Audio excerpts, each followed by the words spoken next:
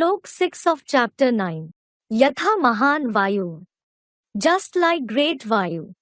Sarvatraga Nityam Akashasthita. That flows everywhere constantly is present in the sky. Tatha Sarvani Bhutani Matsthani.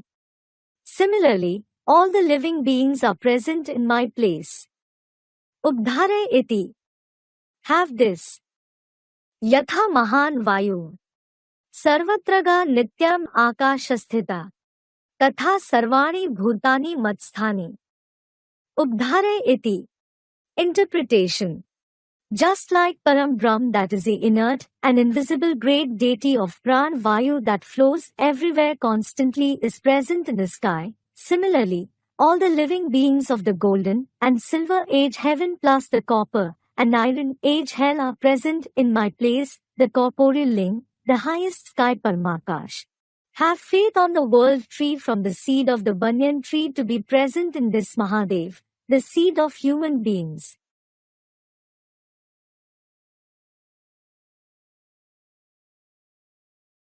सदगुरु तो तभी कहा जाता है जब ज्ञान दे करके सदगति करे है.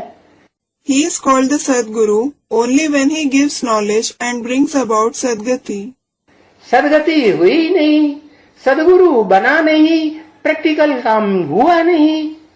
If Sadgati wasn't brought about, if he didn't become the Sadguru, if the task wasn't accomplished in practice, ज्ञान सुनाने के लिए मुझको चाहिए कि नहीं? does he need a mouth to narrate the knowledge or not? चाहिए कि नहीं चाहिए? हाँ. Does he or does he not? Yes. कि ऊपर से आवाज आएगी? Or will a voice come from above? हाँ? जैसे मुसलमान समझते हैं, ऊपर को मुंह कर देते हैं, अल्लाह Akbar. Just like the Muslims think, they face upwards and say, Allahu Akbar. अरे ऊपर से अल्लाह मियाँ ने ये फरमाया, अल्लाह मियाँ ने वो फरमाया. Arey, from above, Allah Mia ordered this, Allah Mia ordered that, Allah Mia, meaning Allah, the Supreme Lord. तो क्या अल्लाह मियाँ ऊपर से फरमाता है, ऊपर से आवाज आती है? So, does Allah Mia order it from somewhere above? Does the voice come from above? Akashvani हुई. Was there an Akashvani? Literally, voice from the sky. किसी ने सुनी आज तक Akashvani? Has anyone ever heard an Akashvani till today? शास्त्र में लिख दिया Akashvani. It has been written in the scriptures that there was an Akashvani. अरे आकाशवाणी का मतलब ही है कि आकाश जिसे कहा जाता है वो ब्रह्मा नामधारी तत्व है, जड़ तत्व. Arey, the very meaning of Akashvani is the one who is called Akash, meaning sky, is an element named Brahma, an inert element. जड़ शरीर वाला है कोई देवता. He is a deity with an inert body. अरे 5 देवताएं दिखाते हैं ना. Arey, 5 deities are shown, aren't they? पृथ्वी, जल, वायु, अग्नि, आकाश, ये 5 देवताएं जड़ तत्व दिखाते हैं कि नहीं? इन जड़ तत्वों से ये शरीर बना है कि नहीं? Earth, water, air, fire and sky, are these 5 deities inert elements shown or not? Is the body made of these inert elements or not? बना है ना. हाँ. It is, isn't it? Yes. तो ये जड़ तत्वों से जो शरीर बना है वो जड़ देवताएं ही हैं, जड़त्वमयी हैं, या चैतन्य आत्माएं भी के रूप में भी दिखाए गए हैं शास्त्रों में. So, the body made of these inert elements, are they just inert deities? Are they inert, or have they also been shown in the form of sentient souls in the scriptures? चैतन्य रूप में दिखाए गए ना. They have been shown in a sentient form, haven't they? तो वो चैतन्य रूप में जो आकाश दिखाया जाता है, जिस आकाश में अंतरिक्ष भी समाया हुआ है, हवा भी समाई हुई है, अग्नि भी समाई हुई है इस दुनिया की. So, the one who is shown as the sentient form of Akash, the Akash in which the space, the air, the fire of this world are merged. इस दुनिया में जो अग्नि दिखाई देती है ना, वो अग्नि भी उसी में है. Fire, which is visible in the world, is also present in it. वो सागर भी उसी, वो पृथ्वी भी उसी में. The ocean is also in it, and the earth is also present in it. पृथ्वी जो मिट्टी का रूप है ना, वो भी उसी में। The earth, which is the form of soil, is also present in it. तो देखो वो बड़े से बड़ा तत्व उनमें पांचों में कौन सा है? So look, which is the biggest element among the five? कौन सा तत्व? Which element?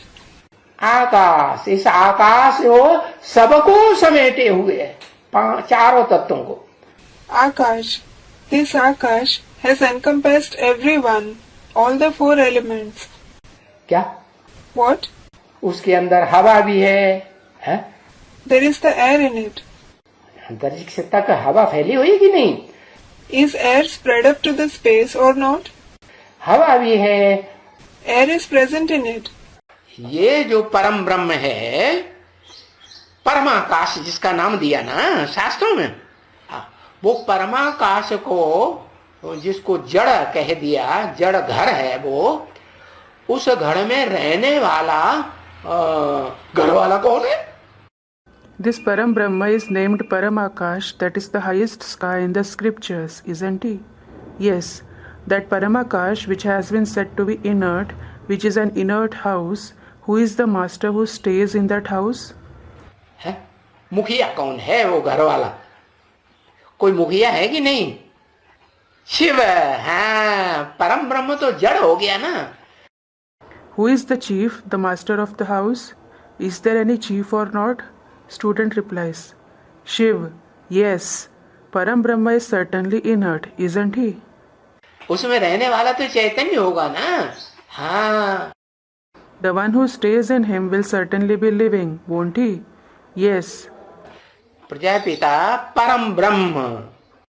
Prajapita is Param Brahma. क्या बताया? प्रजापिता का नाम क्या बताया? ब्रह्मा, बड़ा अम्मा, बड़े ते बड़ी अम्मा, जिससे बड़ी अम्मा परमाकाश कोई होता ही नहीं। What was said? What name was mentioned for Prajapita? Brahma, the senior mother, the greatest mother. There is no mother, Paramakash, greater than him at all. तो वो परम ब्रह्म जो है तो प्रजापिता ही की ही soul. So that Param Brahma is certainly the soul of Prajapita. वो प्रजापिता की soul जिसकी लिंग रूप में पूजा होती है, पुरुष के लिंग की पूजा होती है कि स्त्री के लिंग की पूजा होती है? That soul of Prajapita is worshipped in the form of ling. Is a male's ling worshipped or is a female's ling worshipped? हाँ? पुरुष लिंग की पूजा होती है ना, पुरुष में ही तो शिव भगवान बाप आते हैं ना। The ling of a male is worshipped, isn't it? Shiv, God the Father, certainly comes in a male body, doesn't he? ये उस बाप की जिम्मेवारी है, सत धर्म की पालना और असत धर्मों का विनाश। It is the responsibility of that father to sustain the true religion and destroy the false religions. तो उसके मत्थे मामला बोला ना मुरली में। So it was said in the Murli, uske mathe mamla, that is the one who is responsible, wasn't it? किसके मत्थे मामला?